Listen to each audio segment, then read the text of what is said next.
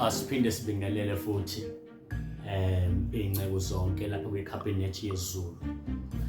Siphinde sahlangana futhi namhlanje. Ngiyakhumbula ukuthi ngokudlule sasifisa ukudiscussa indaba kaDaniel yeingonyama ukuthi wahlala kanjani emphandini weingonyama. So ke sasesiphazamiseka. Sengithe ngibuye ngaleyo ndaba ke namhlanje sikhulumeni ngayo. Ngiyacela ukuthi sibe strict sihlale nje udabeni. Daniel, ngiyafisa ndoda ukuthi ke usazise ukuthi yayithini imfihlo yakho ukuthi wena ukwazi ukuhlala neingonyama zingakwenzi lutho phakathi emphandini waso. Wabonani? What was the vision? Ngos angibonge ithuba babo Abraham akukuningi incebo zenkosi mina kwangisizayo. Into yangilekelela kakhulu ukuthi ngangisilile ukudla ngangihlise edolweni ngisentabeni. Ngikhumbula kahle ukuthi nganikezwe i-offer kuthiwa mangiyohlala namakhosi sidle kamnandi etafuleni lenkosi, kodwa ngathi cha, ngiyodla imfino ngihlale emasimini. Ileyo nto ke yangilekelela baba, ngoba kunezinto esingeke sayinqoba uma singekho emthandazweni. Shuthi ngathi ngingena nje emphandini weingonyama, ngangena ngihlabelela, ngangena ngidumisa, ngangena ngithandaza. Aluke nelilodwa ibhubesi elake lasondela eduzane kwabo. Kwakungathi angikho ngendlela ayedlula ngakhona nje ngenxa yokuhlala emthandazweni. Ngasi oya shuthi ngamanye amagama uthola kancane Samson kancane. Uthola Daniel ngamanye amagama ukube nje kwakugcwele esiswini sakho kugcwele ukudla zazi yoqeda ngawo lezi ingonyama. Ngiyakuzwa mfethu, hayi ushayile manje. Shuthi balulekile ngempela lento ye-fasting, yabona, kodwa ayibalulekile. Ufuna ukuthini-ke Samson, sungakhuluma? Bafethu ukuthi hayi kabi mina bafethu makuthi sohlala la sikhuluma indaba zeingonyama bafethu, ngcono ningitshele bafethu, ngivele ngikhwatsha iwaleyonto le. Fethu bakuthi kanjani ngoba phela phela hlala lapha ezikhuluma indaba yababhobese mina fethu ibhobese bengivele ngilibambe fethu ngilidweko lisekwezinyane lemboze fethu yayibamba fethu. Manje ke ngihlale lapha ngikhuluma abobese fethu Daniel Carbon fethu. Hayi badani bana ke asikhulume ngezinye izinto fethu ezibalulekile bafethu abasababhobese akhabona ke. Hayi kodwa Samson, yini umona wena? Yini umona ngempela? Yazi uNkulunkulu okwasilaya Nkosi yamanikeza wena amandla ke nesihluthu. Hayi awukahle Samson. Hawu athi khuluma kahle mfana, siyoyikhuluma nawe yakho ngelinye ilanga ukuthi wena awudwengula kanjani ke ibhubesi. Yini kodwa sikhuluma ngawe namhlanje. Hawu okay. Ungakhuluma nawe David. Akwethu ngizomxelela ivoice yami ayikho. Ade sihlabele ubusuku bonke siyidumise inkosi. Kodwa ngizothanda nje ukuvumelana noSamson kulokho. Kwazise phela khona umhlabeleli uthi wayibulala ibhele, wayibulala ingonyama. Nawe eGoliath sesisho mina ke. Sekusho mina ke lapho ukuthi ngabamba uGoliath. Manje ngempela ukuthi singahlala lapha sikhuluma indaba yababhubesi. Sisadlula kudala thina lapha sabambana noGoliath iqhwaga. Ngicela kakhulu bafethu, kodwa ngiyavumelana noSamson. Ake sikhulume ngenye into namhlanje.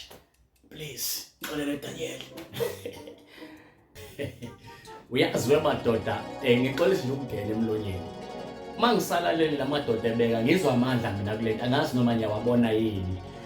Uma ebeka uDaniel ebeka uDavid noSamson ebeka naye noMekhanaza.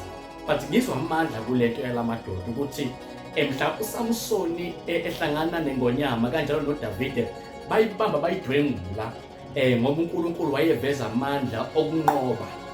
Kodwa ngiyafisa ukusho ukuthi ngithanda kakhulu indaba kaDaniel ngoba lapha yena kuvela amandla kaNkulunkulu ayingesiwona nje anqobayo, kodwa aletha ukuthula phakathi komuntu nezitha.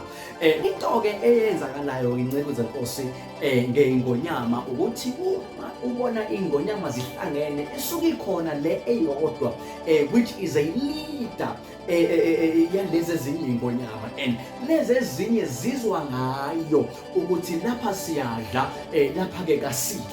Now okungenzeka ke Daniel ukuthi phakathi emphandini weingonyama kwakukhona ingonyama yomndeni kaJuda okwaba yiyona elida lezi ezinye ingonyama ukuthi lapha ke bafethu kasidli.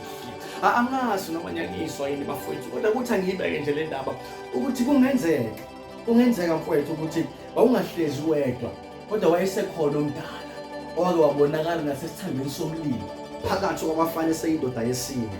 Kodwa ngizothi nje mfowethu asikubongele kakhulu ukuthi you were ready ukuba uhlangabezana nalesi simo. uNkulunkulu wavela ngamandla okuthula phakathi kwakho nezitha zakho. Ngiyami.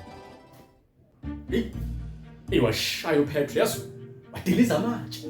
Kodwa ke wena Petro vele umuntu odumile ngezambulo. Kuvamisile ukuthi wena ukhuluma izinto othola ukuthi ayiveli kuwe. Yasho njalo inkosi yaza kushintsha negama ukuthi awusesiyena uSimon uPetro ngoba lento oyikhulumayo ayiveli kodwa uyembulelwe. Hayi siyabonga mfowethu. Awathatha wasibeka. Awusuka umuntu hawu. Aze sisakhuluma ngabantu abashintshwa amagama.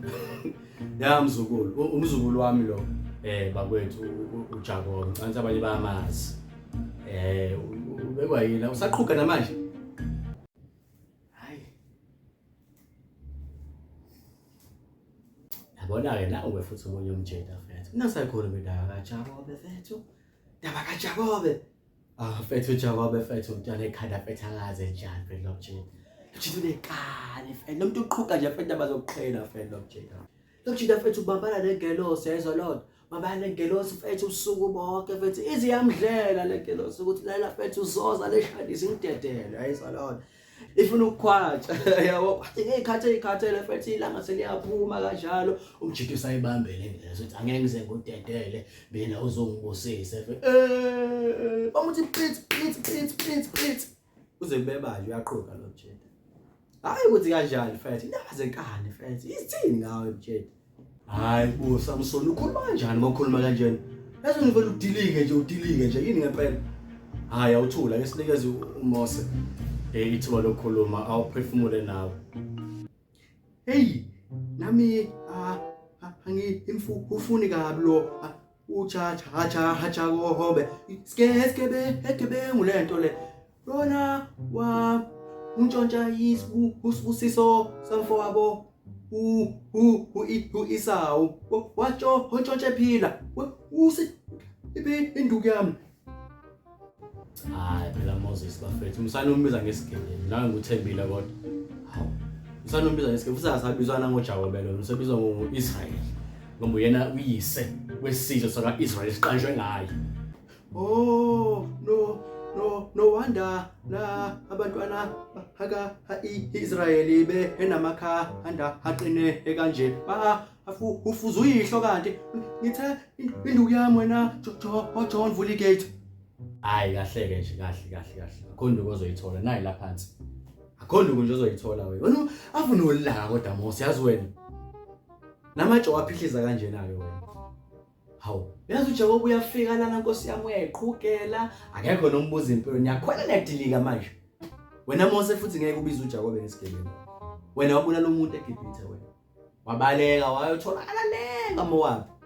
Ngeke nje sesikhuluma indaba yakho ngeke nje please. Jakobe siyaxolisa mfowethu. Ufike kabe kusho ukuthi imoya isiphezulu. Uyabona hayi ngoba siziqhamuqhamu siyaxolisa kakhulu. Siyacela baba noma ungafika ngeviki elizayo. Sixolisana kuwena baba Abraham. Ngiyazi ukuthi phela kuwena kuyazwela njengomzukulu. Uyabona umzukulu wakho lona manje kuyaswela. Siyaxolisa kakhulu. Nginikeza igunya kodwa mkhulu. Lokuthi ngithi akafike uJakobe next week siphinde sikhulume ke indaba yakhe kahle ke sesizwa ukuthi kwenzakalani lapha elokhuzaneni. Kodwa nje kwamanje asihlukaneni ngoba vele uyabona ukuthi sekunjani. Siyabonga kodwa hayi ukuzwakela madoda. Daniel sibonga kakhulu kodwa madoda. Usikubusise mfowethu. Yeah.